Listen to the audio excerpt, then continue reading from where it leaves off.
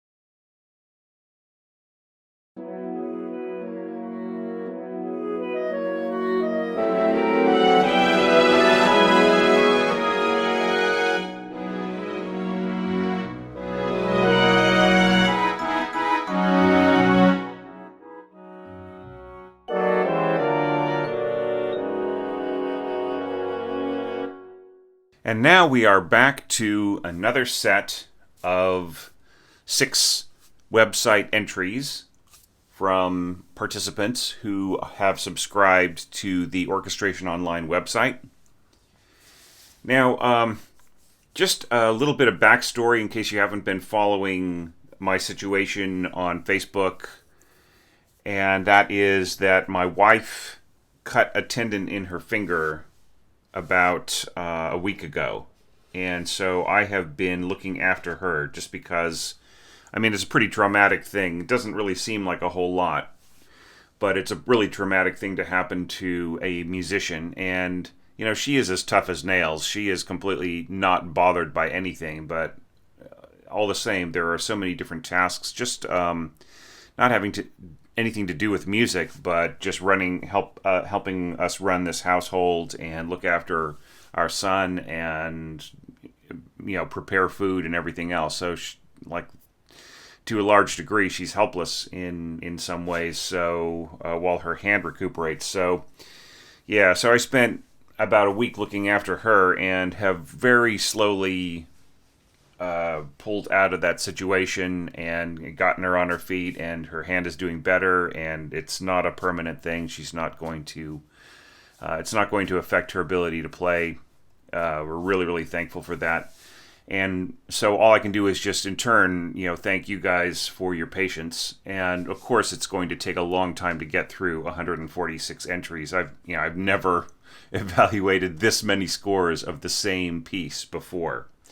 Okay, so that's just my short 2-minute explanation about what has been going on here at Orchestration Online. But just to let you know that I'm really determined to put the rest of the entries on track and get things done over the next couple of weeks so that I can move on to my next big project, which I have planned for everybody. Okay, so let's start off with Clayton's entry right here. For D'un Jardin Clair. All right, so Clayton, as probably, you know, you probably may have heard right there, and other audience members out there may have heard that you got, you know, quite a few wrong notes in there, and I'm wondering, since they were in the clarinet part, I'm wondering if that was just like a transposing error, like forgetting to add a natural to this note or that, right?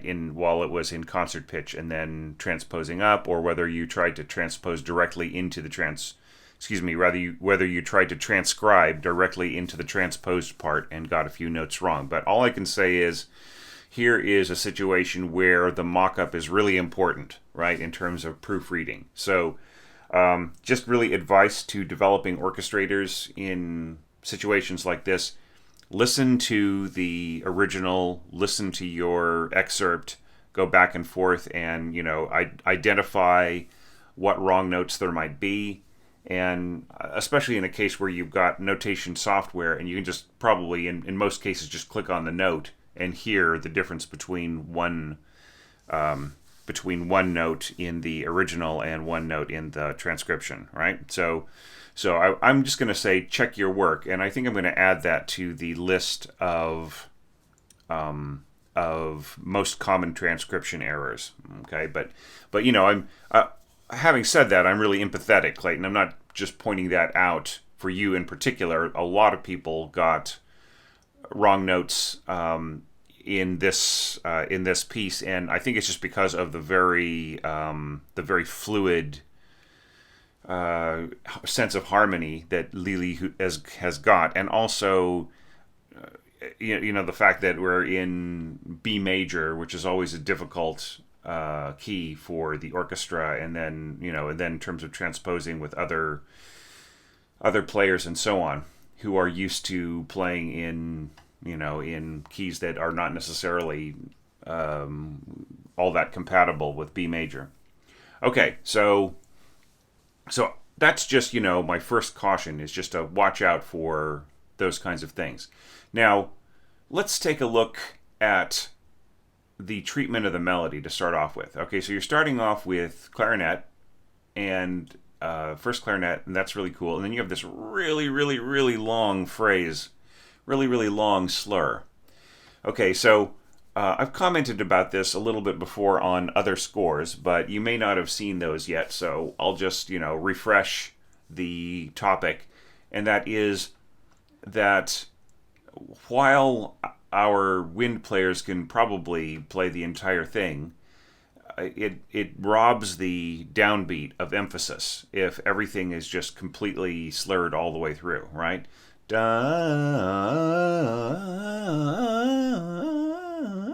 know what I mean?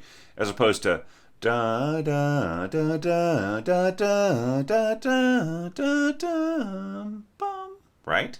So there is definitely a benefit to having shorter slurs for certain gestures, just in terms of being able to tongue on the downbeat sometimes. It doesn't always have to be. Some people slurred across the bar, but then they provided notes in the accompaniment, that would sort of provide reference and a nice pulse, right? Okay. The other problem is that this is really a difficult thing to ask, right? You have got the first player playing, and then all of a sudden you are asking the second player to come in. Now, if you are absolutely determined to stick to this slurring strategy here, then the second player has got to come in second voice with its own slur underneath, right? Because just dropping the player in with an incomplete slur, so that is what is going to happen to the second player, right? They're just going to suddenly start playing on this written A, and what is the copyist, the person who has to write down all the parts, going to think? They're going to want it to be second voice with its own slur. And also this is, it's the kind of thing that could be easily overlooked by the conductor, right? And just like, oh, right, suddenly it's two players on this, right? Well, if another player comes in, that player's entrance is its own thing, right? There's another good reason for having shorter slurs rather than just like having a big blanket slur over everything and just like letting the players work it out. And the same thing is true here. The second flute should have their own second voice coming in, and then their own slur. If you are going to stick to this one long blanket slur, right? Okay. However, if you are taking if you have shorter slurs, let's say you're slurring this, and then you're slurring these three notes, then you can go A2 here and just leave it as a single voice, right? Because that will have its own entrance with its own slur. Isn't that an interesting point? That slurring can actually, can actually have an effect on the way that you assign voices to a part, right? And it's something that you might not even think, but now you know, right? Now, as to the orchestration of the accompaniment, it's all right. It works. However, it needs to be much softer. Okay, so you're starting off with a piano dynamic with your clarinets, and try to avoid having just three hairpins in a row, unless you really mean for each bar to have a slight surge to it, right? And especially when you have other bars that have long, continuous hairpins, right? It's just really confusing the way that you've got this all written out. Really have your hairpins line up as much as possible, okay? All right, and so you're coming in here. I would say piano to forte. I would say start mezzo piano for your accompaniment rather than mezzo forte, because by the time the flute players and clarinet players get to hear, they might just be mezzo piano rather than mezzo forte. Just always err a little bit on the side of the melody rather than the accompaniment. And I think you forgot to put in any kind of dynamic right here, right? So watch out for that. Okay. Then we've got this surge here with trumpets. So it's very wise to go to piano here and then to only go up to mezzo forte. So good going, right? But here at the beginning, you can tell just from the mock-up that it's out of balance, right? The mock-up is telling you something for real here, right? So the horns really should be pianissimo, right? So pianissimo behind the clarinets, right? And then just really way more systematic on this rather than just having 4 hairpins in a row. That doesn't really mean anything if there isn't a sense of, like if there was a sense of phrasing, like if there was a slur over these groups in accompaniment to the crescendos and stuff, I would be more convinced that you would need a bunch of crescendos in a row. But the way it is now, I feel it's just really distracting and unnecessary. Okay, so just try to have more simple dynamic contours, and don't forget to mark your entrances. Okay, now here you're really like, there is some good balancing being done right in here, like really trying to get the harp to speak out. But I think that you could mark mezzo forte right here at the beginning, right? So that you have more of a fighting chance. And then give us a destination dynamic, right? Maybe end at mezzo forte again. If you really want this rippling effect to have a fighting chance against everything else. And, if you really want it to have a fighting chance, have it play an octave higher. This delicate stuff in here will just get completely buried by the horns, right? It, like the way, even one dynamic notch up. So if the horns are at pianissimo, then yeah, mezzo piano will work fine for the harps. Okay, and then everything else here, the only comment I've really got to say is that your slurring should match, for the clearest meaning in the melodic statement here, that slurring should match. All right, now moving on. Da da da da da ba ba da da da. Right? So that's, you got that right in the oboes, right? Da da da da da. This should be a slur, right? For the second voice. And here, it should be the opposite. The second violins should get the F sharp, and the first violin should get the D sharp to C sharp, right? Because that's the actual melody. Da da da da da. The F sharp is just a harmony note, right? Okay. But having said that, this is actually really nicely orchestrated. I don't have big problems with the way that this was scored. I think it's really charming. It's really delightful, and I like the way that you shift the colors around through different roles, right? Rather than just kind of staying with the same instruments all the time. Okay. Now here we've got our bump, bump, bump, bump. Okay, so here's the thing about this. All right, I've talked about this extensively in a previous video, but I'm just going to touch on it now. Don't slur tenuto staccato, right? So tenuto staccato is unga, right? It's unga, unga, unga, right? That's what's going on here. So it's a tenuto, right? Full value for the note, and a staccato, dun, dun, dun, a short note. When you put tenuto and staccato together, you get unga, unga, unga, right? So that, putting a slur over that is meaningless, right? Because they're separately articulated notes. Now, if you want to put a slur over staccato notes, that is mezzo staccato, but then you wouldn't want to slur past that to make it like one big slur with a following note, right?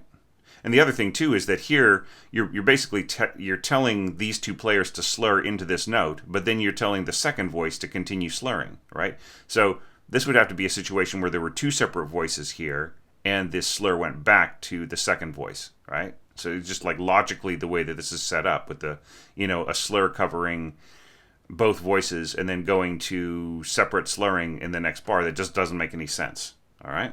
And it also doesn't make sense to slur tenuto staccato, right? It should be something, my feeling, strong feeling about that is that it should be not slurred. Okay, so same thing goes for all of the strings. And like here, yeah, like a slur and then following, right? As if this were to be mezzo staccato, right? So mezzo staccato, though, is a different kind of an effect, right? It's almost like a abdominal pulse short note, right? So it's not dit dit dit, but it's more like n n n. So it's almost tenuto staccato, but not quite. It doesn't have that bouncy unga kind of effect. All right, and I felt that the celesta worked pretty well here. That's nice. That's good. Keeping in mind, I just want to really make sure that people realize that celesta sounds an octave higher than scored. So or it should, anyways. See, now here, this is like a piano scoring type of slur, and I don't blame people for missing that, right? This is something where you can have, when the voices separate under the pianist's hand, then of course it can split. But it's different when you're asking two separate players to play the same slur and then a different slur. It doesn't quite follow. Now, there were some wrong notes in here as well. So just check that out. This is nice, the vibraphone on top. And I really appreciate that you have indicated the pedaling on this. That's great too. You should also indicate whether motor is on or off. Okay, I think the default would be that it would be off in like classical, like a concert music kind of score, right? But still, that would be the little final detail, motor off. And that's something that I might forget too, right? All right, so bum, bum, bum, bum, bum. Now, once again, I would take issue with the slurring, like not so much the orchestration, except for the fact that you're really taking the flutes low here in a kind of a mass texture, in which they would just really easily be buried in the quality of sound here. And you're also having the flutes play lower than the oboes, right? So it just really is a disappearing act here for the flutes. But like everything else is fine, except for the slur, right? So you're basically taking away the ability for this downbeat here to have an articulation, right? It's just da. And once again, right, we've got a first voice slur, or like both voices slur going over here, and then all of a sudden we have a different slur. So that's a piano thing. That's not an orchestra part thing. Okay, so watch out for that. All right.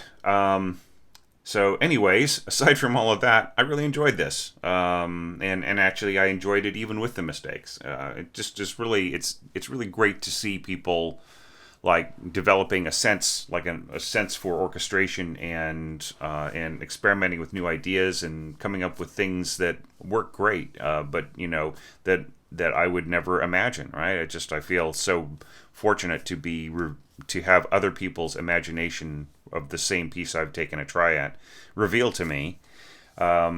And yeah, I'm just really enjoying it. I am not tired of this at all. If people are wondering, aren't you getting sick of the same piece? No way, because it's not the piece, right? It's not the piece is just the skeleton. What's really intriguing, what's really interesting is the voice of the orchestrator, right? And same thing as being like a piano teacher. Like as a piano teacher, I taught the same pieces for like 20 years or 15 years. And it really, what interested me was how well the student was doing, the actual the actual music itself was much less important than how the student was playing it, right? So it's the same thing with listening to a bunch of different entries by people of vastly different perspectives and levels of experience. That is exciting to me, and it will never stop being exciting. All right, so thank you so much, Clayton, for your entry, and now on to the next one.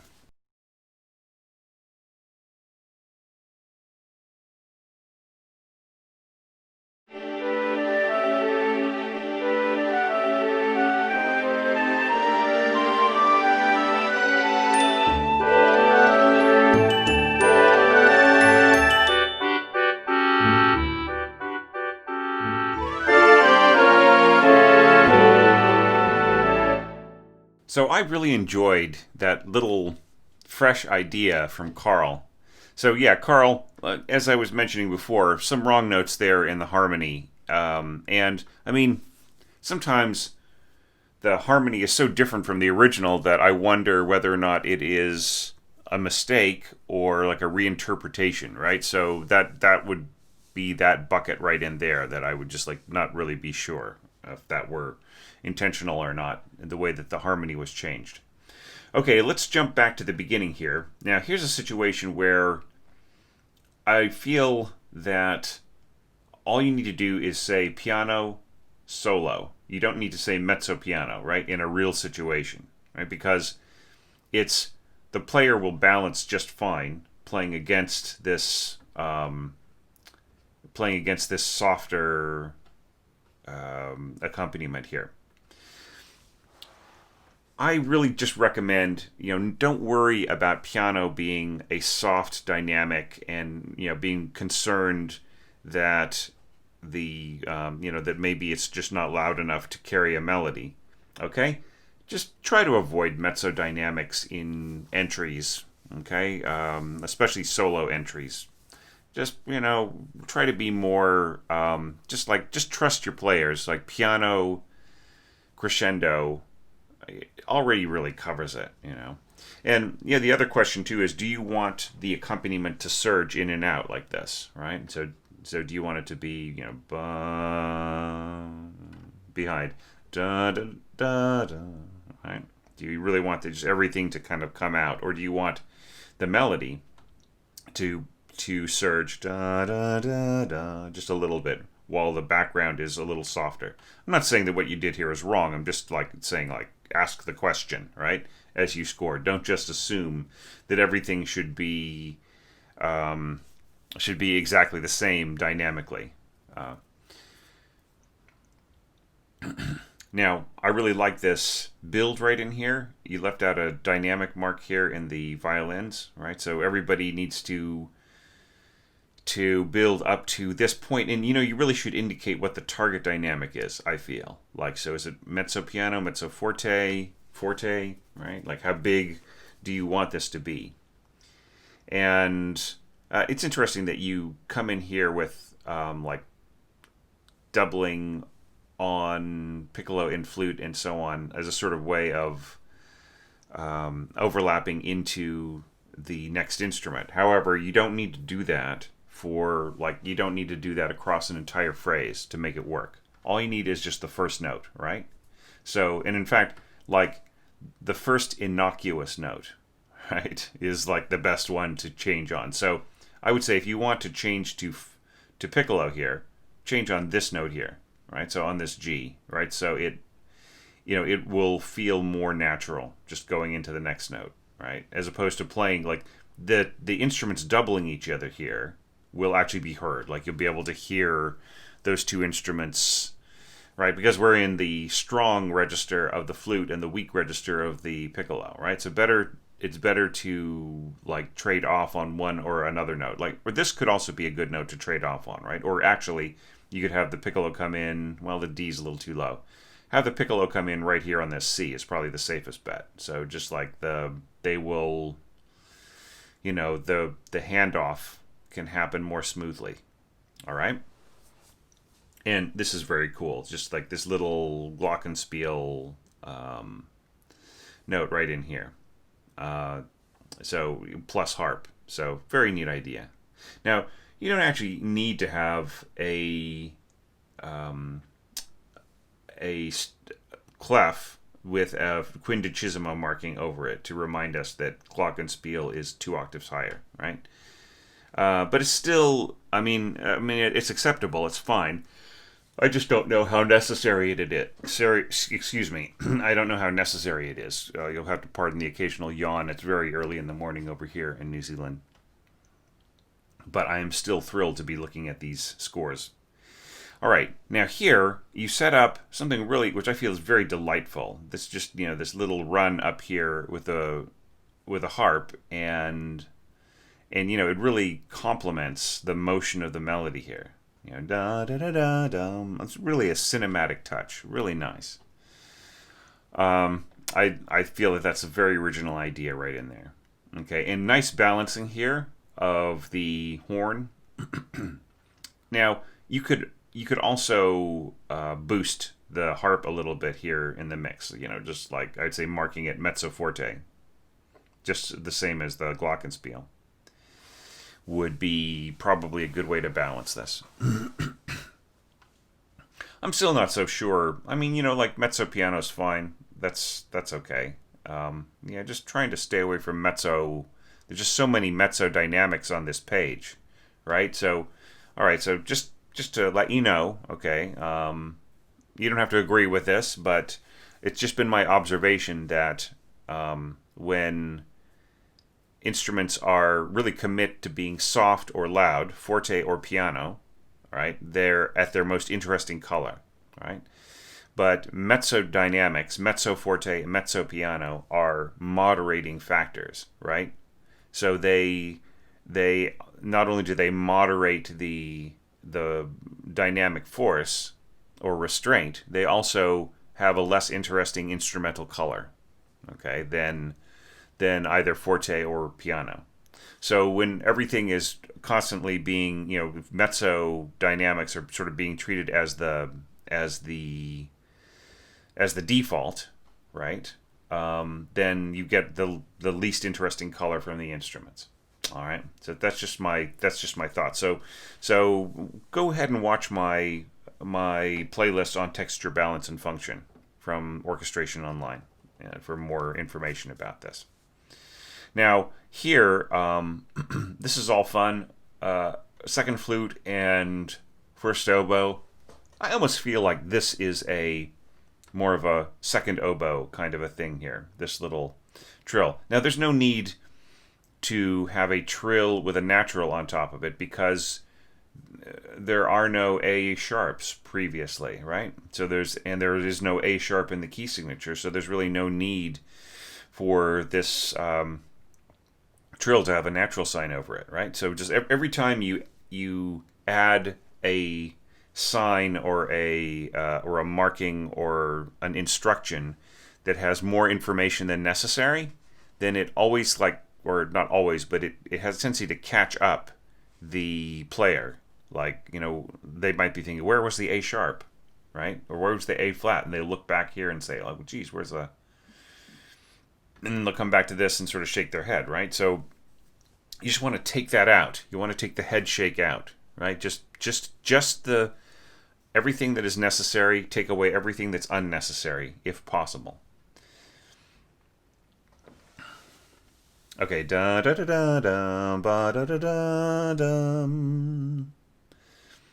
Yeah, I feel that this could have had more support, the actual melody here, right, as opposed to the harmony note of A, which you've got so much doubling on. You've got, how many people are playing this A, right? We've got piccolo at an octave higher. We've got flute and harp and first violin, but the actual melody note, da da da da dum, the F sharp, has got no doubling. It's just basically you're leaving it up to the first oboe player, right? You could have had one of the voices in the strings double that, and it would have been fine. And I do like this little this little quote here, this little kind of response. It just kind of echo. It's really, really nice in the glockenspiel. Cool idea. And then bum bum bum bum. Okay, now here you say pizzicato and you have like a plus sign. So the plus sign would be a pulling of the finger that in position, just kind of pulling off. And the thing about it is that this A, in order for this A to be as resonant as possible, it is better to play it as an open string, right? So like you're kind of asking the player to pluck open, and then you're also asking the player to play staccato, right? So I feel throw away two of these ideas, right, and keep one. Either just say pizzicato, right, or I just don't think that there is any need for you to use that effect, the pulling off effect, right? Maybe, and then make it like you've got this incredibly long pizzicato note, right? This really looks like an arco note. You have a 5-beat note right here, right? So would the player really be able to last that long in terms of sustaining the note, right? And once again, we've got staccato on our pizzicato, right? Which is just is. It does mean something, but I feel like it's so abrupt. If that is what you really intend, maybe you just feel that pizzicato should be like you're trying to make the difference between sustained pizzicato and short pizzicato, right? But you don't need that. All you need is just a short note and a long note. I would say you probably get a more realistic effect here if you just have like a half note. Pizzicato, half note, and say mezzo piano sostenido, SOS, period. Sos. Okay? And then just leave out the staccato, really, because I think it's irrelevant. Here you've got the same idea twice, right, without contrast, except for just the dynamics. Bum, bum, bum, bum. Yeah, and so, that is just a choice, right? You probably have seen some other scores from people that I'm evaluating where they have, like, different instruments playing or, different context, like different octaves and everything else. So just think about different options, but I do really appreciate the fact that you did the correct slurring for a mezzo staccato and you didn't have the slur continue on. All right, now, so here, this is just a style critique. Here you set up this really beautiful idea, right? So it is already present, right? And now you're doing it again, so it really kind of calls attention to it, right? So like here, this effect, this upward ripping effect, it just blends right into the music. But here it's kind of calling attention to itself, right, rather than supporting the idea of the music and and expanding on it. It is more just like saying, hey, look at me, right? So just watch out for like upward rips. Okay, they, bum bum bum bum, and it's pretty high up there, that high A. But really, it's still pretty cool. I think this is a fun way to score this. It's just that, like, just be careful about stacking winds on top of strings, right? You already have plenty of harmony here. What if you had just octaves in your strings and all of this harmony in your winds and horns, right? Then you would actually get the illusion of that the strings were playing full harmonies along with the winds, because the ear will fill in, right? The ear will fill in the idea that the strings are playing everything, right? So there's probably no need to harmonize so much in the strings in this kind of an approach. Okay, and once again, just to talk about unnecessary information, right, to limit that, there's no need to put an upward roll mark. The normal roll mark is upwards, right? That is the standard. When you have the upward roll arrow, you are basically telling the player, hey, well, there's also a downward roll arrow, so this is like an upward one, right? But there is no downward roll. If you're not going to do a downward roll, don't mark an upward roll. It's unnecessary, okay? Just the standard roll mark, please. Okay, and then just a little timpani stroke and stuff. And the timpani's roll in here was nice and understated. So, it's a really cool score, Carl. Don't get me wrong. I'm critiquing the hell out of it, but that's what you need, right? You don't need me to tell you you're a genius. But you need me to help you make your score stronger, right? So the last thing I would just say here is just, think about what I said before about in previous evaluations about like the importance of having an articulation on a downbeat, right? Do you really want right? Or do you want da da or da da da da, right? Articulation on the note. Because you're having a bowing right here, right? The string player is bowing this and they're bowing that, right? So these will get the articulation of the bow changing direction, right? So do you really want the winds to slur all the way across that?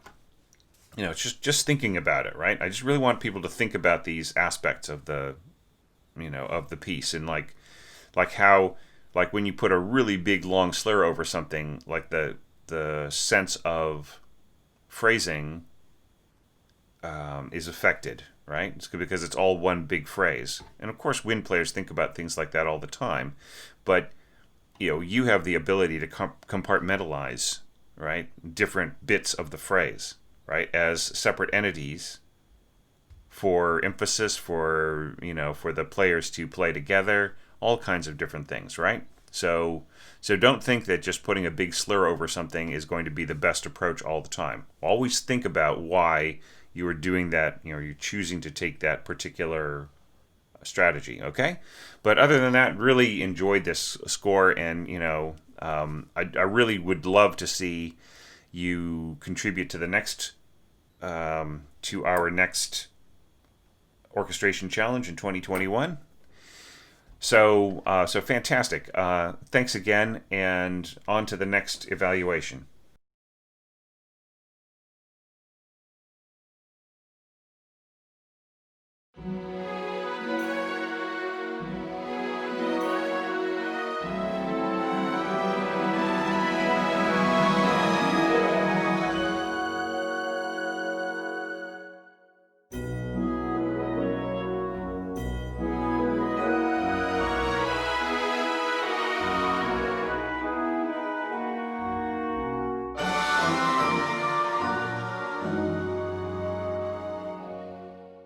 What a very suave score, Luca. Just really enjoyed listening to the mock-up there and looking over your score now. It's a really nice piece of work.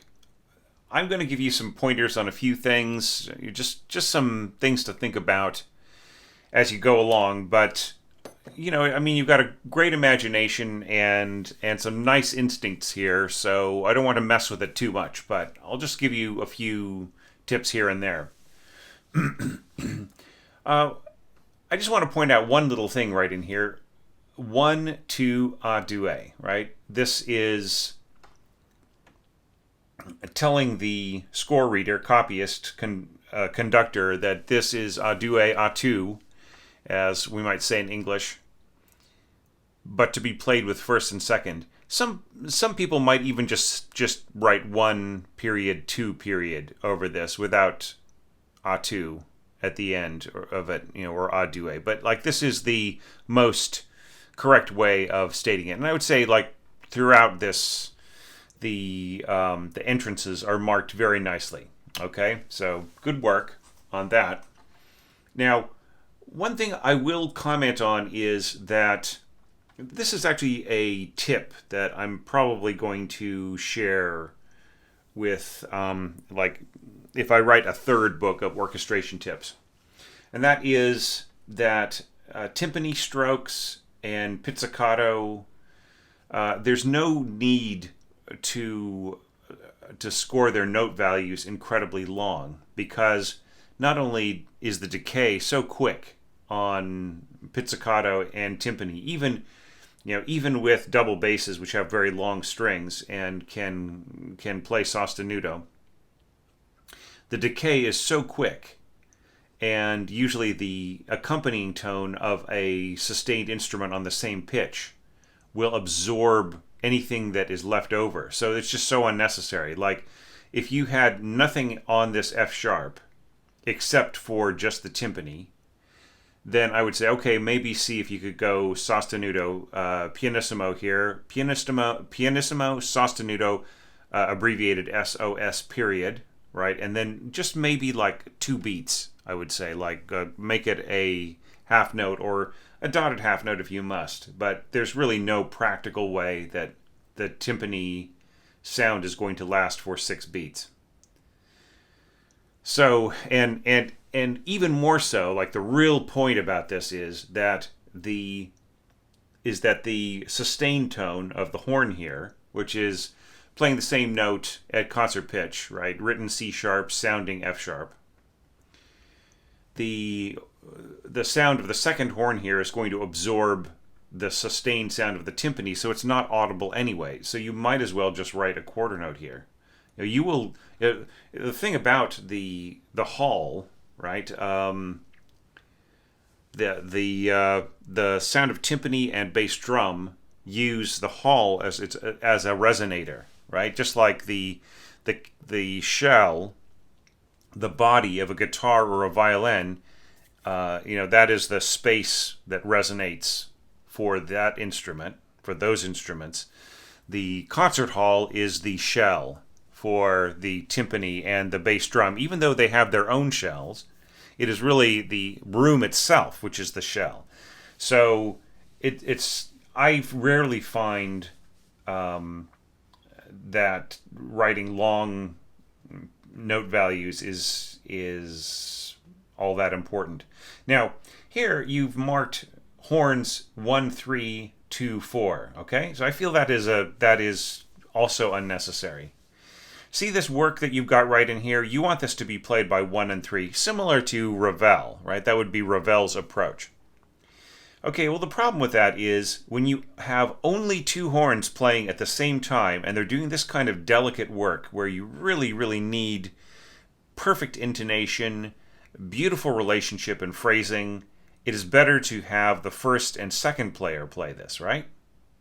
So if this just said 1 and 2, and then you move this up to here, right, or give it to the fourth horn player, then it is fine, right? And it is fine to have the second player and the first player share a staff for this.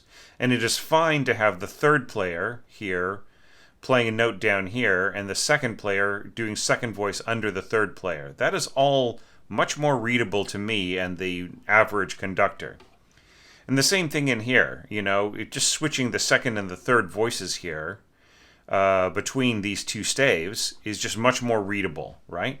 So there is no strong reason for you to be scoring 1 and 3 on its own staff because there is really almost nothing going on in the relationship between the first and the third that really requires any kinds of like long unisons, high playing, forceful playing in which you would want those 2 players to play together. It's really the first and the second that should be sharing some of these closer relationships, right?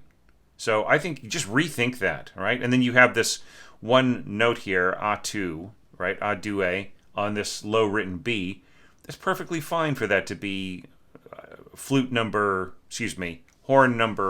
4 in the bottom staff and horn number 2 in the top staff. I just feel it's just much stronger. It's a much stronger way of scoring to show the 2 pairs, right? I'm not going to die on that hill, but I'm just saying. I feel it's just an easier way of reading for the score reader and everything else. Okay, so now let's get back to the scoring. Speaking of which. So you're starting off fairly strong. We've got, just this one little note for horn, and you've got it submerged underneath the melody. I think here you could have your, you have pianissimo crescendo, and you have the horn kind of as a background note, not getting crescendo or not getting crescendo. There's no nuance on this, right? So that's fine. And I love this descending bassoon line here, doubling the cellos. That's nice. Okay, so then the treatment of the melody. Da, da, da, da. I think that if you are going to bow here, you can also articulate here, right? Da, da, da, da. And then here, like, you've got this da, da, da, da. You can you can. There's like no need for the oboe player to really cover this very, very long line here. Just remember that the more that the longer your slur lines are in your wind parts, the less opportunity you're giving the players to tongue, to articulate a note that is important to the melody, right? So everything is just all smooth and breathed together.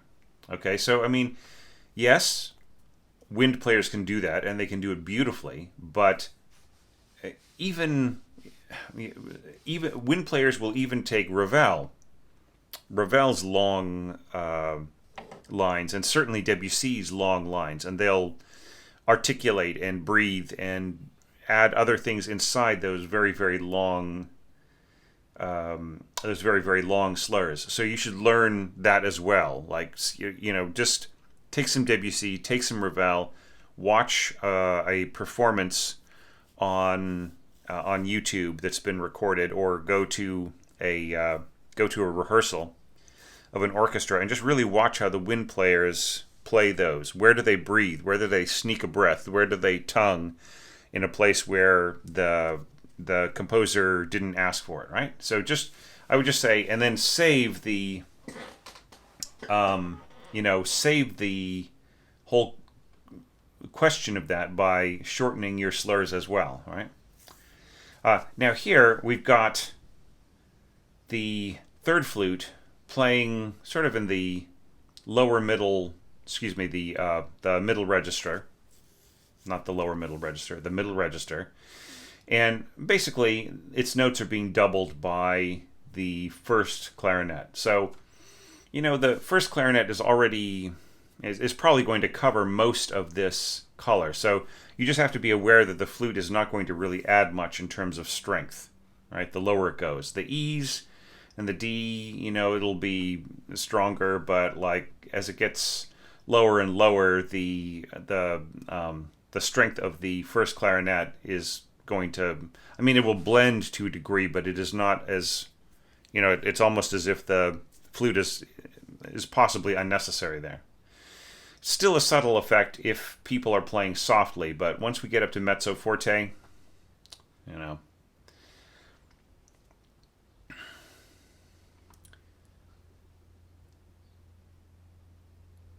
Here I would, just for clarity, I would score the upper line as a separate voice, right? So the tie below on the second and third voice, and then stems up on the top voice. Okay, and this is all being kept very, very soft. Pianissimo crescendo, right? And I would still keep this under everybody else, right? Just go up to mezzo piano if you must, right?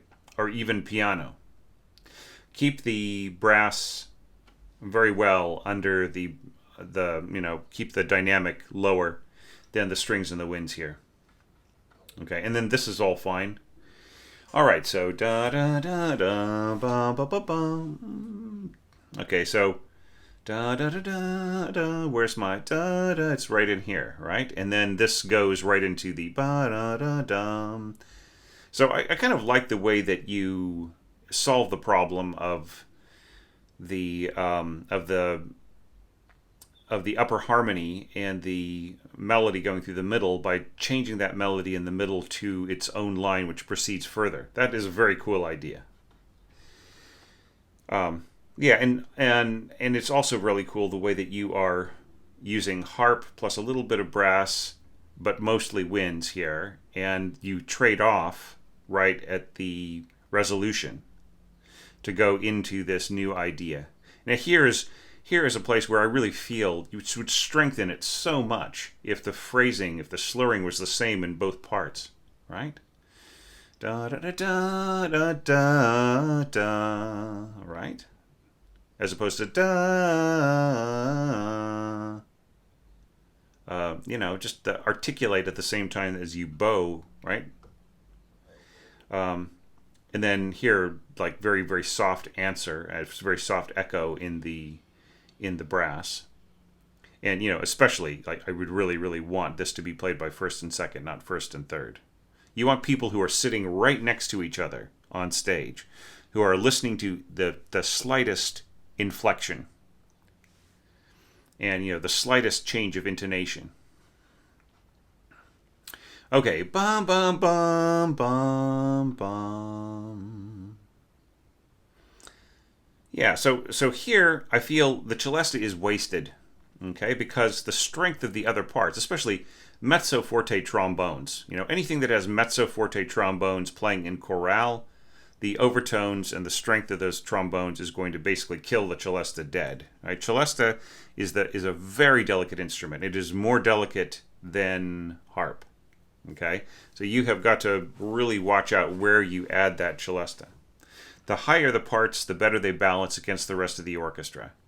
Now, you get away with it if you marked this down to like mezzo piano or even piano, right? And just had your trombones more in the background and then these elements more in the foreground. Then you would hear some celesta, especially since you have pizzicato strings as opposed to arco strings. But still, the celesta needs to not have so much weight underneath it. And then a little bit of resolution from bassoons, trombones, a little bit of English horn, a little bit of strings, some tremolo there. Yeah, so I mean, it's a really cool score. It's just a wonderful imagination being used here, and I found it very entertaining and sincere and just smooth. I really liked the way you connected everything. So just lovely score. I enjoyed it a lot. So there's a lot more I could say about it, but I'm trying to keep myself from spending a half an hour explaining what I think about each score when I've only promised 10 minutes to begin with. So anyways, it's really great, and you did a lot more scoring, Luca. So if you score the entire piece out and you really want an opinion, you want me to sit down and give you a lesson of like 45 minutes or a discussion of your piece, then I recommend maybe next year entering at the on Patreon and supporting for a month or so and getting my opinion on a much longer score, as you are seeing with the other releases that I've got on the channel right now. Okay, but really great, really great work. Really enjoyed it a lot, and now on to the next evaluation for me.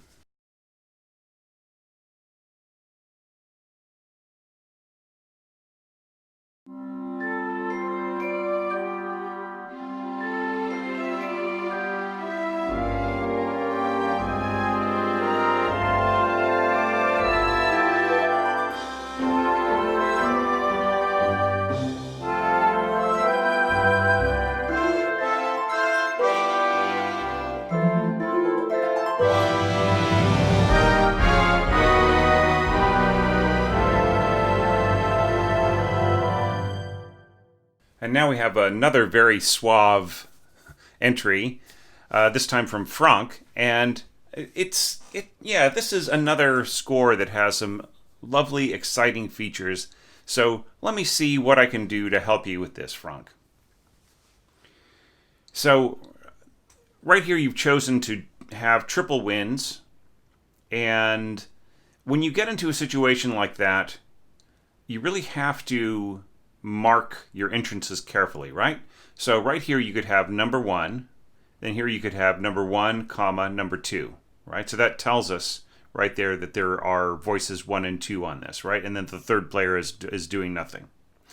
This would be one reason why people have like an extra staff for the third flute player, but you don't actually need that, do you? So, and same thing here, you would want to say number 1, right? So player number 1, and then the rest of the scoring is obvious.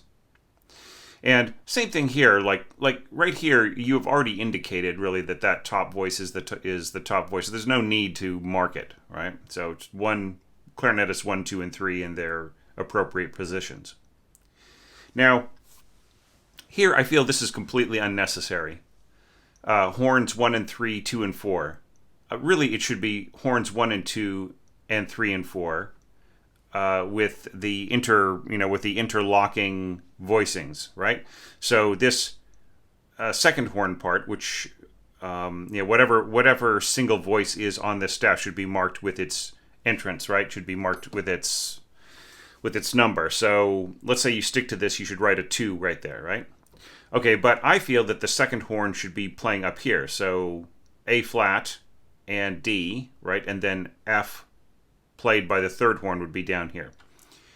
Generally speaking, do not use this 1, 3, 2, 4 type of approach unless you're having a lot of single lines played by the first and third together all the time, right? So, like, don't do that. When you have really beautiful scoring like this, where it's integrated and the players are just playing chordally and so on, then just use the standard layout, because it's just annoying to conductors. Like, you know, it's just really better to have the standard approach here.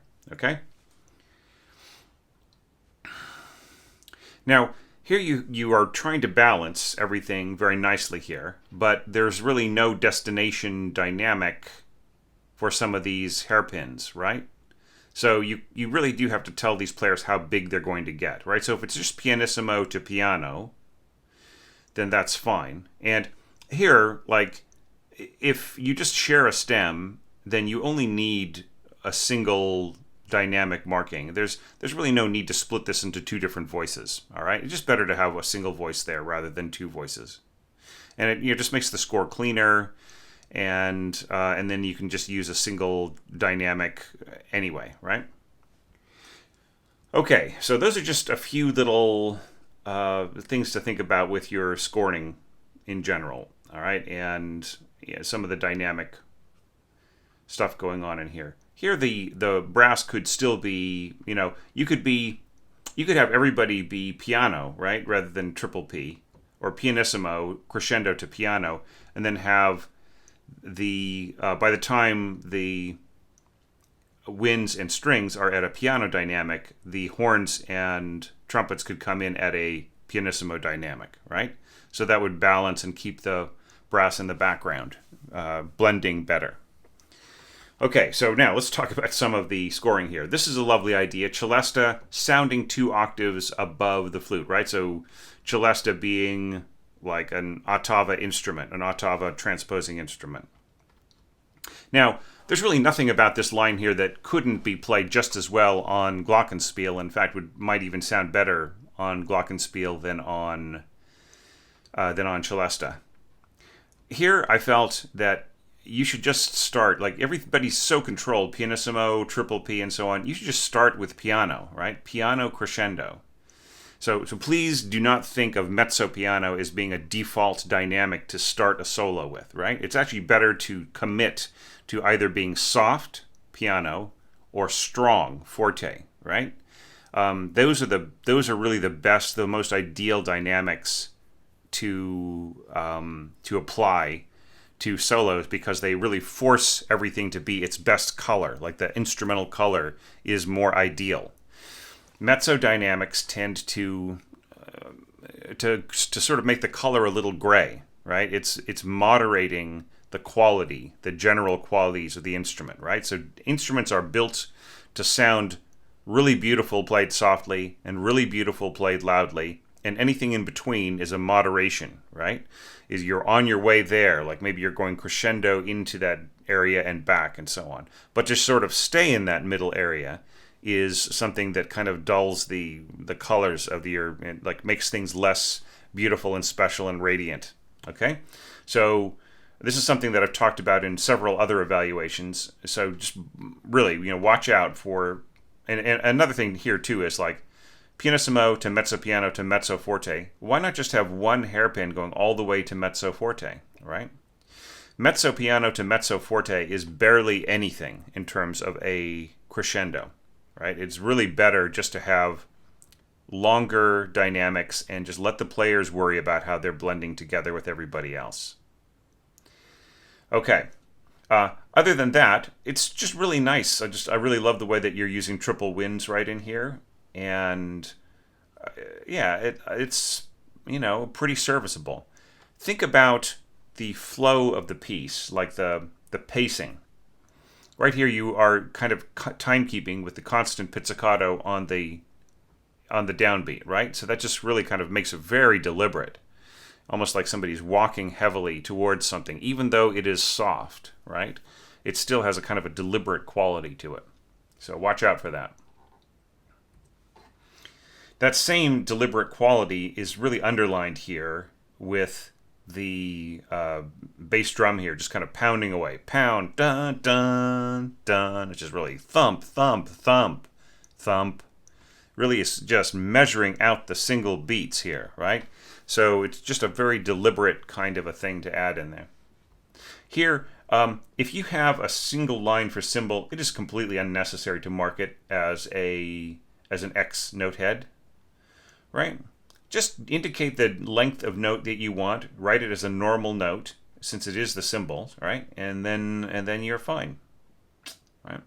Here you want things to hang over like by about 3 beats.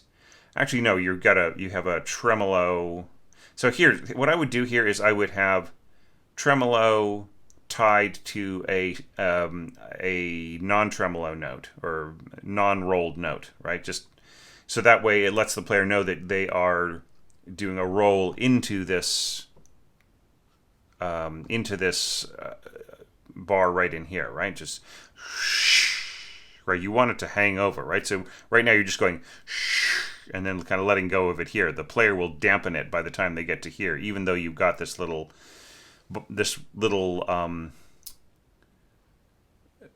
LV tie right here. So these little kind of ties, I actually find them annoying. I actually prefer one that really reaches across. That you can really see that it is a tie that isn't does not have an end point, right? The little teeny ones, they just seem a little, a little trivial to me, just as a copyist. All right, and the ending right here was very nicely done. It's all good, all very possible. Now here, once again, really nice scoring with triple winds. Da da da da da. And then here you change the dynamics. Ba ba ba ba, ba ba ba bum, da da da da da. Okay, so you have a lot of weight on G, right? Which is actually not the melody note. It's da da da E D. Right, this is the actual note. The G is actually just a harmony note above, right? So it's all right. A lot of people got that wrong. Don't worry about it. The scoring was fine. It's just there's really not a whole lot. Like you're doubling it by an octave, so that's fine. So you've got your bassoon and your second oboe right in there. I mean, that's kind of okay. And the other support parts are fine. The scoring in here, the 3-part scoring is mostly all right. But once again, it's not enough. If you have 3 parts in a staff, you have to tell us who this is, right? Who is this? Is this number 1, number 2, number 3? It can't be number 1 because number 1 has got rests above, but it could be either 2 or 3. So you have to tell us who that is. Okay. Same thing here. It's really hard for me as a copyist to tell which rests these are intended to be, right? Like, is this rest from the leftover from the clarinet part, or is it above the bassoon part? I can't really tell. So better just to not have this kind of 2-part writing with the tacit or with a whole rest, but instead to just get rid of these rests and just tell us the number of the player. Okay? That is the cleanest, most easy to understand writing. All right, and this is all fine. The scoring is actually pretty good. It's just the treatment of the score that is a little strange. Now here, you're sort of trying to go mezzo staccato into a held note, right? So it might be easier just to... Yeah, I mean, I kind of don't like this idea. I mean, mezzo staccato into a note that isn't mezzo staccato. I usually kind of think of mezzo staccato notes as being pairs, threes, and so on, joined by a dynamic. It just feels a little weird to me. But this is all marked pretty nicely. All right, just a comment here. Oh yeah, and also I like the pizzicato under here. That was very, very nice. Okay, just a comment here, and that is... this whole, like, you use the same strategy twice, like the little chiming notes high above in the celesta, and then the upward ripples of the harp, right, which you've already done here, and then you use the upward arpeggiation again, right? So it's really just a lot. Like here, it's beautiful. It adds to the music. It's like, oh yeah, that's nice. That takes me into the musical idea, and then you use it again. It's like, oh, there's that thing. So like after a while, it's people are starting to pay attention to the ornament, to the little extra touch more than they are paying attention to the actual music, right? So that's this is why I would say it's just like writing. It's just like writing a short story or something like that. They tell you to kill your darlings. So if there's some, if you like to use the word obstreperous when you write, then don't do it, right? Just don't use that. If you like to do upward ripples leading into, just as a point of emphasizing the next bar in some way, then don't do it, right? See how far you can get and orchestrate without doing that. Here, I would try to have all the instruments use the same articulation as much as possible. So, like here you've got a right? So that's like the tenuto staccato has a kind of a articulation. And here you have right? Same breath. So, I mean, it after a while, and then here you have staccato, ding, ding, ding. Seems to me that like so many different articulation styles, it just is going to tend to not make the music line up the right way. But I mean, having said that, there are some texturalist pieces where there are different articulations on each note that like all coincide, and if it's done right, then that can actually bring a very nice quality to the music. Here you use the word ord to cancel muted notes. That's incorrect. Just use, if you're going to use a plus, right? If you don't use the word stopped, accuso, and so on, gestopft. If you're not using text and you're using the cross instead, then you cancel it with a circle, right? It looks like a harmonic. So both of these notes should have circles over them. You do not need to use the word ord, or you shouldn't use the word ord because it kind of means something different. It's kind of like, was there some special technique I was using besides stopping right in there that I need to be ordinary about, right? The stopping is just something that has its own symbol to cancel, so don't use ord. Okay, this is kind of interesting. I think this is a copy-paste error. You stuck a cross in there, so that kind of doesn't really mean anything, so watch out for your copy-paste errors. So the contrast between these two, oboes plus bassoon plus trumpet, really your heavy brass sounds in here really sound muted to me. They kind of sound like muted brass sounds, and maybe you're using that particular timbre. If that is what you wanted, you have to mark it, right? And if that's not what you wanted, maybe try a different plugin for your notation software playback, okay? All right, but nothing too wrong with the scoring, really. And then bum, bum, bum, bum, bum, really just a very intense, heavy scoring. Everybody is just doubling everybody else. I think it's fine. It's really just kind of heavy, though. I mean, and also you've got the trombones way up, right? So there's very little weight lower on or lower down.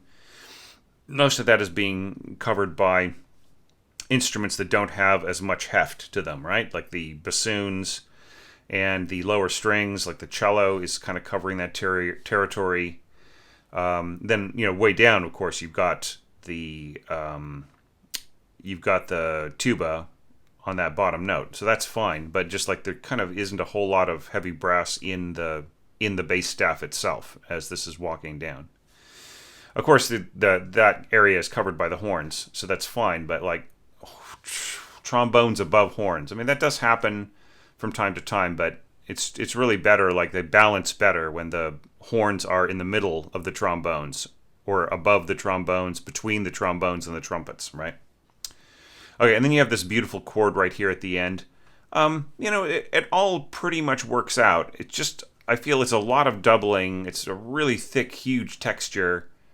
compared to what happened before, right? So that's the problem with using triple winds, right? You just really end up with a lot of doubling on different pitches, much of which is going to be inaudible, right? So, like for instance, you've got this third horn part, or excuse me, this third flute part right in here. Excuse me, not horn. You got this third flute part right in here, and this will really be buried almost completely by everything that's going on in the brass, right? So if you really want to stack these up effectively, really use every single voice in the brass. You have to reconfigure the way that the brass are. They can take lower pitches in general. They can double each other more, and you can score the winds higher and not rely so much on the bassoons for playing, doubling middle voices, right? Which they will just get buried as well, right? Better off to have the bassoons doubling the lower strings, right, and the tuba, where they will really, they'll really add some weight. There isn't actually a whole lot of lower weight to this, to these two bars. And then, this ending here is actually pretty nice. I really liked it a lot. I've already commented on how this really paces the music.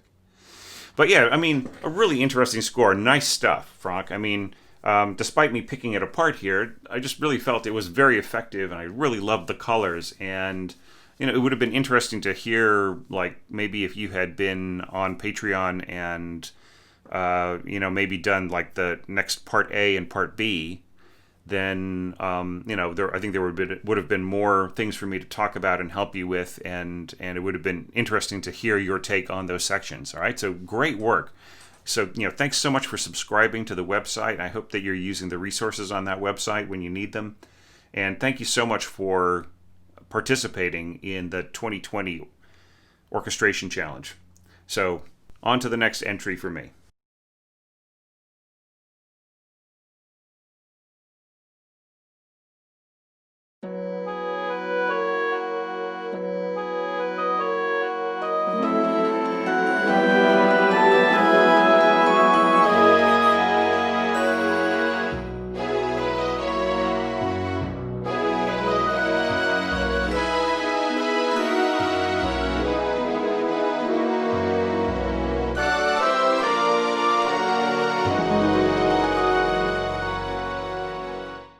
Nice score, Ante. Really a nice entry to this challenge, and once again, I really appreciate the effort that's been put into it, and just like the nice effects that you were aiming for, and everything else.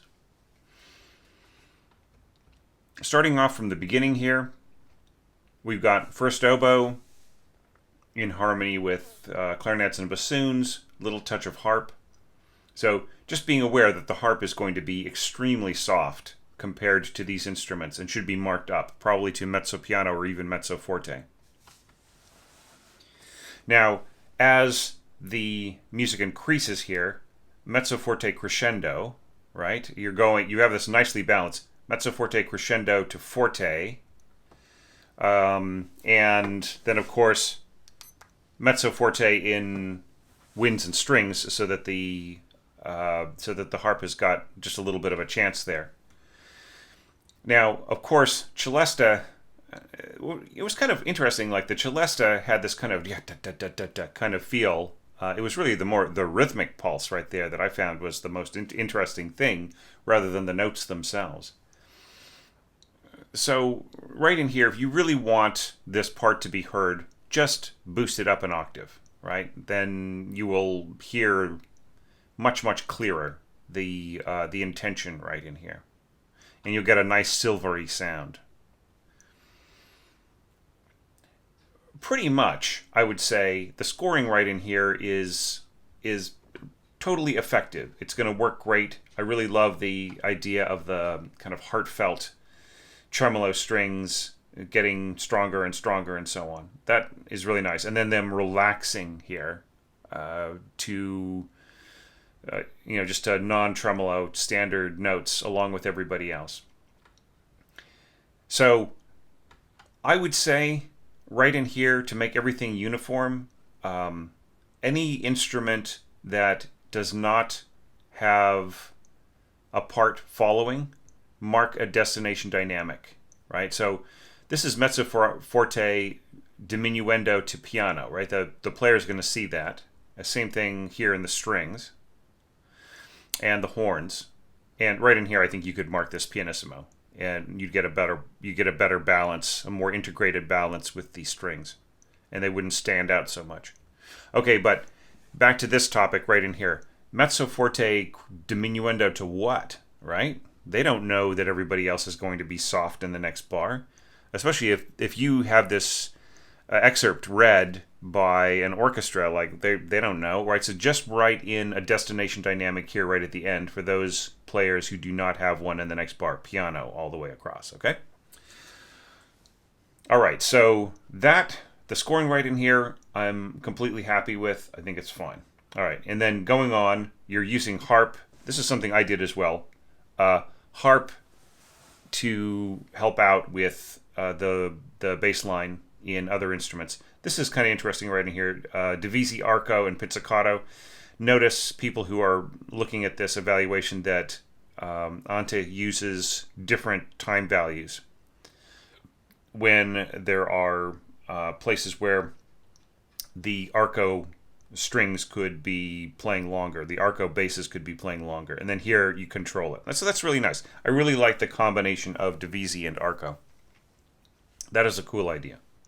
Okay, and this is orchestrated really nicely. I feel it's great. So I like the fact that the oboe starts instead of the flute. A lot of people have been using flute to start off with, so I like the difference in timbre there. And then the flute coming in, continuing playing on, and then all by itself, it provides a really lovely contrast to what happened before, right? All this sort of trembling coming into being right in here is rewarded by something very light and airy, right? So if you want the lightness of this flute to really come through and the player to have as much dynamic control as possible, to do it what they want, then really take the horns down a notch, right? Because if these horns are playing piano, especially going all the way up to this G sharp here, then that is going to limit how subtle the flutist can play, right?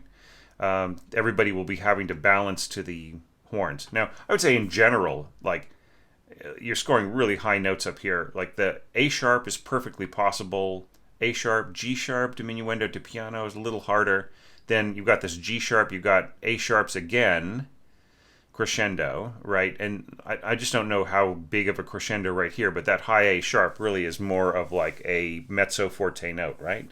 So you really are scoring high pitches right in here. Of course, this line here could be given to one of your trumpets and just have everybody play really softly, and then that top line becomes perfectly fine, and then just distribute the rest of the parts amongst the remaining horns, right?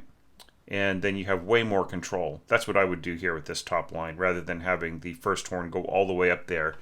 See, it's like the thing about it is, maybe you are a horn player, you know this perfectly fine, and I shouldn't be lecturing you on it, but if you're not a horn player, it's actually kind of harder to play soft up there, right? It's just like controlling it with the lips is just annoying, and it's just something that it kind of like, it doesn't really throw the lips out of whack, but it's just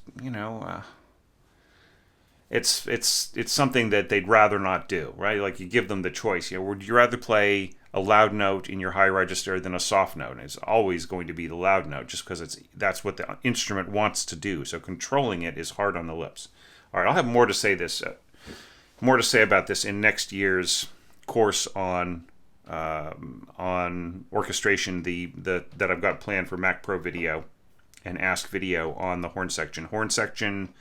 And then I'm going to do 2 separate courses in addition to that, one on horns, tubas, and band instruments, and then the other one on trumpets and trombones.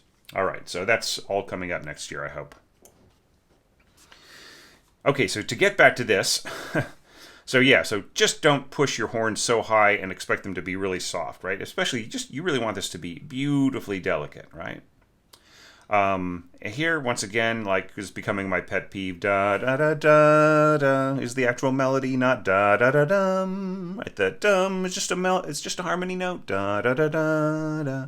That's the real line going through there. But you support that fine, so it's still, could do a little bit more to it just to kind of give it more meaning, but that's all right. Not going to not going to bellyache about it, and especially as you have like the this is going to have enough weight as it is being played by the first horn. Those same exact two notes are what this is sounding. All right, now we get to here. Bum, bum, bum, bum. So just, interesting, like you chose not to add any articulations here, staccato, staccato tenuto, or a tenuto staccato, I should say, mezzo staccato, anything like that. You just sort of have these notes playing. It's all good. It seems to me that like your focus here is a lot on the decoration here of these chords, and I really love the fact that they're not predictable, right? You're going roll, roll, roll, and then you go roll, roll, roll. That's really lovely. I just love the way you break that up. That is really nice. This will be heard if you can just control the dynamics in here. And that means bringing the horns down to like mezzo piano or even piano. Okay? So then that is going to allow the harp and the celesta to chime out. But stronger horns are going to just upset the balance, like all through here. I would just say the brass needs to come down a notch. Okay? All right, so bum, bum, bum, bum. This is all nicely done. Winds on top, like the flutes. And then you just bring everything down an octave, and you have less complex voicings for, just basically you telescope it, right? So you've got the same chords going on from here, from the second voice here. It's basically just the same thing, but expanded into the whole string section. Okay, I like that a lot. And then same thing here, just, I would say piano, right? Have everybody be piano, and then have the horns and trombones be pianissimo, okay? And then you have the right balance there. Okay, now finally. Bum, bum, bum, bum, bum. Hey, why not have everybody be forte, and then have the brass be mezzo forte, right? Okay, now here I'm not gonna bellyache too much about lack of support in the bass like I did with the previous entry, but you actually could have doubled this bottom line here with tuba, right? And then it would give really nice support to the brass. Like the brass, they're kind of like everybody is their own section in the orchestra, but the brass is almost like this platoon, right, of players inside, kind of embedded into the orchestra, at least the way that the modern brass section works. And so they kind of need their own, like, if you have this much harmonizing going on, this kind of a chorale sort of a feeling in the brass, they need their own root to play off of. So give them the tuba player. That's what the tuba player is there for, right? The strange eccentricities or the strange differences in tuba between tuba and any other instrument in the brass section. The horns are more like the tuba, but the tuba's conical bore is much more continuous from the mouthpiece to the end of the tube, right? Whereas the horns have a very kind of a much more limited cone compared to the tuba. So that means that the overtones of the tuba are going to push at every member of the brass section. In fact, the rest of the orchestra too. So you don't want to overdo it, but they will really be benefited by that rock bottom sound. Okay, so I would just say double your bassoons with tuba right down here, and that will provide the foundation here. And of course, you're bringing the tuba here, and that's fine. Then you have one little timpani stroke here. I would say piano sostenuto, right? So you just really are letting the timpanist know that you weren't just copy pasting a bass note. That you really do want the timpani note to be as long as possible. And then you have this beautiful arpeggiation going up here on the harp. That's really effective. This is all, nicely done. I don't really have any big problems with it. Yeah, bum, bum, bum, bum. I really like the interlocking sixths in your winds, in your violins, I should say. I meant to say. Here, I think this should be these 6 bars right in here of cello should have a tenor clef, right? So tenor clef here, go back to bass there. And then, you've also got the you've got interlocking right here between the cello and the violas. So that was also really, really effective. So really filling in this harmonically. So here's the thing, here's the point. If you are filling this in harmonically, and you really want that string sound to permeate through the winds and the brass and everybody else, you cannot mark everybody the same dynamic here. The strings and the winds have got to be louder than the brass. Okay? So, but you don't want to lose the sense of force here, the sense of urgency, right? So that means that the winds and the strings should be mezzo forte, and the winds and the strings should be forte, and the brass should be mezzo forte, and then diminuendo down to pianissimo in the brass, and piano with everybody else. Now here, sad to say, no matter whether you are going to stick to your guns and leave things marked the way they are, or whether you're going to follow my advice, or whether you're going to bring everybody down a little, it doesn't matter. The celesta is going to be completely inaudible. Okay? So I would say just really avoid adding celesta unless it is a specific little effect that you can sort of capitalize on its kind of breathtaking strangeness, right? But I would say like using it to emphasize big tutis is a mistake. It's just, and nobody is ever going to hear this right in here, right? These last notes. They're just going to be invisible, even though everybody's playing softly here. Now, if you had the celesta play something like this, like way up high, that would come through really beautifully. But the lower notes on the celesta are the hardest to project through the orchestra. Okay, they have a kind of a thunking sound. They don't really have that beautiful chiming glitter to them. And they just, it's not like a vibraphone kind of a chime sound, right? It really is a kind of a thunk sound. Because it's being played by like a sort of a piano action type, it's being played by a little hammer, right? So that works beautifully with upper notes, but like the bottom notes are really just for a little bit of foundation below other things that are going on, right? Just watch out for your scoring below written middle C on the celesta. Okay, so those are my bits of advice for this score. Really nice, Anta. I really hope that you can join the next challenge, the next orchestration challenge in probably about a year. I think we're going to be going back to normal as the months go by, and hopefully by the middle of 2021 I can once again start holding these on my birthday, which is the middle of July, through to my mother's birthday, which is the near the end of August.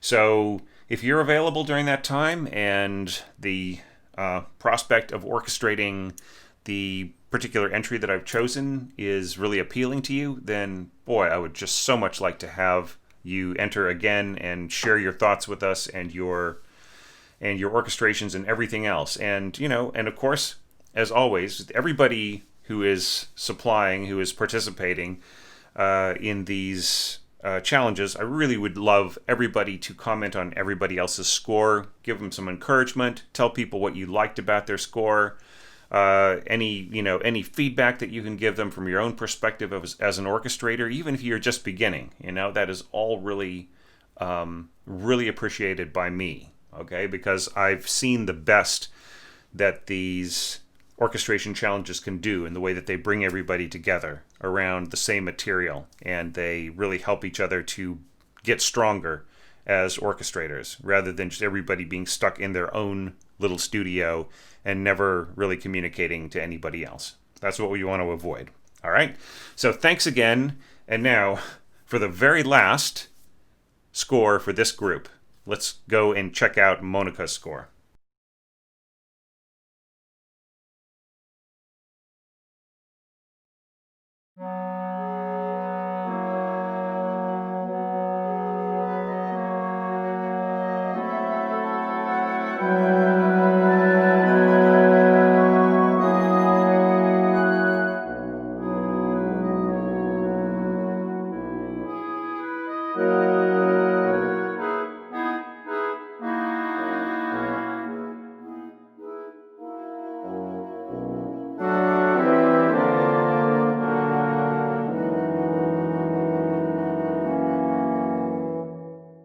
Thank you so much, Monica. this is such a refreshing way to end this great group of scores. What's really been amazing to me is how there will be 6 scores in a row, people who contributed their entry at around the same time. Everything is pretty much in order. There are 1 or 2 little changes that I made, but pretty much every entry is being evaluated in the order that it was received. So I'm not like playing favorites. I am not bunching together particularly good or beginning or medium level kinds of orchestrators. I don't even think that way. I don't really like to divide people into categories that way. I think it's great to just look at everybody in the order that I got their scores. But what a really nice way to bring this to a close. It's just really refreshing to have this limited to just winds, have that really nice color, and this I think is your first entry to the orchestration challenge. As I recall, you found out about it on the Facebook group, and I encouraged you to enter, and I'm so glad that you did, because this is just a lovely score. Now here you have divided up your parts into first and second flute, first and second oboe, and so on, each with their own staff, and that's fine, because this really is like a little wind octet plus two horn players, and yeah, it's sort of like a big expanded wind quintet, really. So wind dectet, or decet, as some people like to say. I really enjoyed it. Now, there are a bunch of little things that I'm going to point out, but the first thing is I'm going to use a little shortcut, Shift-Command-T. All right, and that, as you saw, the score jumped around a little bit, and that's because the notes changed their positions and the key signatures changed because I went to transposed pitches, right? I prefer to read in that way. I'm not making a big deal about it for people entering their scores. Most people are entering transposed scores and so on. But it's just easier for me to read because I'm used to reading the notes in transposed pitches. I understand the pitches immediately and the way they relate to other transposed parts a lot faster. Okay. And that's something that you could develop as well as an orchestrator, as an arranger, just like learning to recognize like a B-flat clarinet's pitches. Now here, you could have scored your B-flat clarinets as A clarinets, and then they would have ended up in D major without having to deal with all of these double flats, right? So there's something to think about next time you are scoring something. If the next entry to if the next orchestration challenge has a piece that is also in sharps, then I would say, use an A clarinet instead of a B flat clarinet, right? But if it's in flats, then the reverse is true. Better to use a B flat clarinet. Okay, now another thing to think about, and that is your tempo just seems kind of slow, doesn't it? I mean, Allegro moderato, 110, it doesn't really convey, it feels a little slow, and the slower that wind music is like this, with lots of long pitches, lots of textural writing, then the harder it is to play, because the players kind of have to, most players will be able to play this in one breath. It's all fine. They don't have to sneak a breath in here and there. But if they do, you won't even notice it. But, harder on the second bassoon player. Generally speaking, though, there's lots of breathing room for all of your players. So that's a good thing, right? There are lots of little places where they could be breathing. Like right in here would be an easy one for the clarinetist. Bum, bum, bum, bum, bum, bum, bum, bum. Right? You would not have to worry about taking a breath right in here. Really obvious. And then everybody could take a breath right here. Bum, bum, bum, bum. The other thing, too, is, I don't know if you remember, but in the piano score, there's an accelerando right here, right? Like the Lili says, hey, I'm just so excited, right? Let's accelerate. Let's get faster. I feel great, and I can see the light coming from behind my curtain, and I'm just going to get out of bed, I'm going to run to the window, and I'm going to open it up, and I'm going to look outside, at the gardens around the Villa Medici in Rome, and it's beautiful, and she feels good, right? And she feels good enough to go out for a walk and enjoy that garden, right? So we want to convey that any way that we can, and part of that is just the impulse of like the speeding up, right? So you can also do that. You could I forget exactly where that starts. I think it starts right around here. Let's take it from here. So you can basically select a passage, right? You just kind of click on one, and then you hold down the Shift button while you click the destination note, and then type L, and then right here, cello rondo, boom, right? Then here, this looks like it is written, yeah, so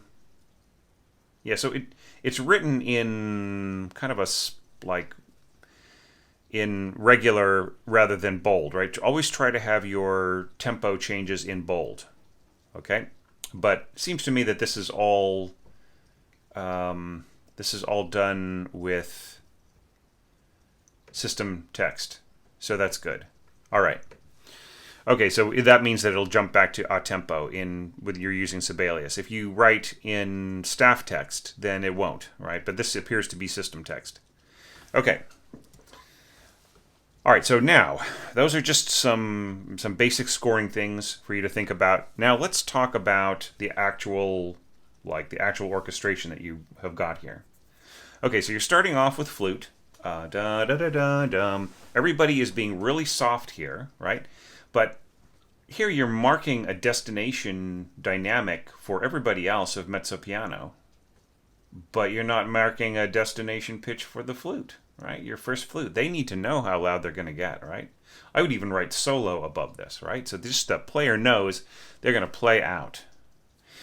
I actually feel you don't need a destination dynamic except for maybe the second flute, right? So everybody is surging upwards a little bit, then the second flute comes in at mezzo piano, and then they all quiet down. Everybody is going to understand. They're going to follow the first flute. Your clarinetists are going to be listening to that solo, and they're going to adjust their hairpins, their nuances to match, right? So you don't really need these destination pitches. Excuse me, dynamics, these destination dynamics. You don't really need them. Now here, this is really nice, sneaking the bassoonist under and then coming together and playing all together. That's great. I really love that. And then here you have two flutes, due, and then just going on and putting in the oboe here, and then just letting the first flute just gloriously play above here as you slow down. That's all very well done. Now, right in here, you might even be able to get away with just getting rid of this mezzo piano in here, and then just having a crescendo mark that goes across 4 bars, right? Because they don't really need to know what is in the middle there. I mean, only the oboist needs to know what to do because they're coming in late compared to everybody else, right? So I would just say, just get rid of the middleman and just have one long hairpin. That's easier on everybody. Now, here with the horns, they should not crescendo to forte, right? So you're starting off with piano, that's good. It's conservative. It is keeping the horn entrance in the background. Beautiful. Keep the horns in the background. Keep them blending. Mark them mezzo forte rather than forte, right? Because you can hear already just the way that this sounding F sharp just kind of bellows like a foghorn underneath the rest of the music. You can't hear the second bassoon at all, right? So if you want this second bassoon note to come out really nicely, just mark this horn part mezzo forte, or even mezzo piano if you really want to control it. But yeah, just mark the dynamics for your horns softer than the rest of your winds, okay? And then you will get a good balance. I'll talk about this more as we go on, but you'll see. All right, so right in here, you are doing that. It's really, really nice. Bum, bum, bum. Right, da, da, da, da, dum. Right, you got this little da, da, dum. That's beautiful, right? And then but you're missing, I think you left out the voices here by accident. There are functions right in here that are similar as the music goes on, right? Okay. Now here's something that a lot of people miss. Da da da da da. But you are trading off to the second. You're trading off to the second. Excuse me, the second oboe right in here. So you are maintaining that function, but just be aware. Sometimes when there is a voice above, sometimes it is actually a harmony note rather than a melody note. The actual melody there is da da da da da. Right, so sometimes it's better to keep that in the same voice and then have another instrument coming in and playing that harmony note. Right?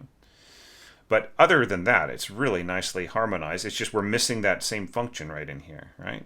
So it's just there's that you can hear the dropout right in here. Okay. Now, one thing to be aware of is mezzo piano to mezzo forte is almost a nothing. It is almost, it is like, it's sort of like meh to meh. You know what I mean? Mezzo dynamics, you might have heard, I'm really hoping, Monica, that you listened to all the other evaluations for this particular video, and that you've also at least watched a few of the other evaluation videos that I have released, right? So please be aware that mezzo dynamics, in terms of winds, brass, and strings, they are they have a kind of a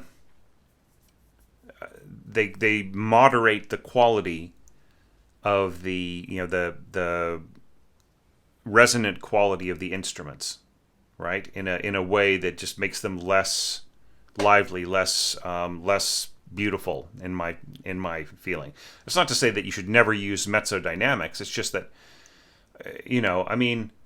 don't think of them as a default place for your for you to be for your dynamics in your piece, right? So you could have just stayed with piano, right? Da da da da da, and then just stay piano, da da da, and just have the hairpins, da da da da da, right? Then you could have your crescendo up to mezzo forte from piano, right? And now you're really going somewhere.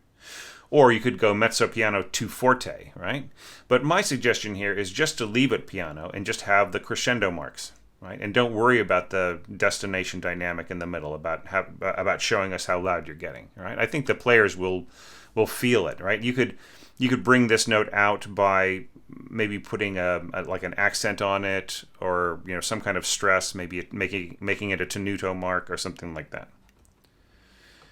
Okay, but the brass should be soft, right? So here I would say leave it piano. Don't tell us mezzo forte in the middle. Da da da da dum. And put this back in to the horn part, and then a little bit of a crescendo up to mezzo piano and then back, or maybe pianissimo to piano and back, right? Or don't even tell us in the middle. Keep it pianissimo, have a crescendo, and come back and just leave this out, and then your horns will balance beautifully with everything else. All right, now going on to bum bum bum bum. This is nice staccatos in your middle winds, and then this is really lovely contrast flutes and clarinets. That's really lovely. And and then this function right in here. Okay, now big push here. Da da da da da. Once again, mezzo piano down to pianissimo, right? Especially with this last long note here. Now this last F sharp in the second flute is so beautiful. I mean, that is one of the most beautiful notes in this entire arrangement. So you just really, really want to be careful with it. You're accompanying it with low bassoon, clarinets, and horn, right? So I would say just make sure that this is pianissimo, make sure that these are soft, and then add some diminuendo to them, and then just like diminuendo at the end here, right? Just so that this note does not get buried by the resonance of the other players. It'll come through because this is more of like a wind quintet type texture right in here. So the flute will have some headway here, right? But we really don't want to lose this note. So this is an example of low scoring that isn't necessarily buried by other elements around it, but you just really want everybody to control. So in a situation like this, where you're working with a chamber group or with like a wind group, the players will be listening to each other more. There is less danger there, but just really make sure that that you're going mezzo piano, diminuendo to pianissimo, right? Give that destination here, pianissimo, same thing here to pianissimo, and then just everything will balance really nicely, I feel. So yeah, so great first entry to this challenge. I want you to, between now and 2021, I wish for you, Monica, that you have time to do more orchestration, that you have time to, maybe find small piano pieces and or maybe string quartets or other or maybe like a piano trio or something like that, and you're able to orchestrate it and explore it and work out different things and become more confident and more experienced with scoring out parts and with dynamics. And I invite you to view the other entries to this challenge and to go back to last year's challenge where we scored some Mussorgsky, and the year before that when we scored some Bartók, and even a year before that where we scored some Ravel, and to watch my videos where I scored, my example, like I'd make it a whole lesson, and then there are other entries of some people who are just starting off, and those are really, really good for another developing orchestrator to watch, and some that are by people who are really experienced and they're bringing a completely different idea from mine into it, right? So just really watch, and score read a bunch of things, a bunch of orchestral scores, check out some of my lectures, and then next year, let's see what you do with the 2021 Orchestration Challenge, because I would really love for you to enter again as often as you like, because I intend to continue to do these for as long as I can. All right? So thank you so much for your entry, Monica, and thanks everybody, all 6 of our participants for this challenge, for this group of entries. And once again, just please comment, show your support to your fellow orchestrators. If you can't think of something to say in terms of feedback, just let people know what part you liked, right? That will actually help them figure out what is strong about their music, and help them make the right decision about what is a unique thing that catches people's attention and so on, right? So that's also valuable. So thanks everybody. Stay strong, stay safe, and I will see if I can do another collection of scores today.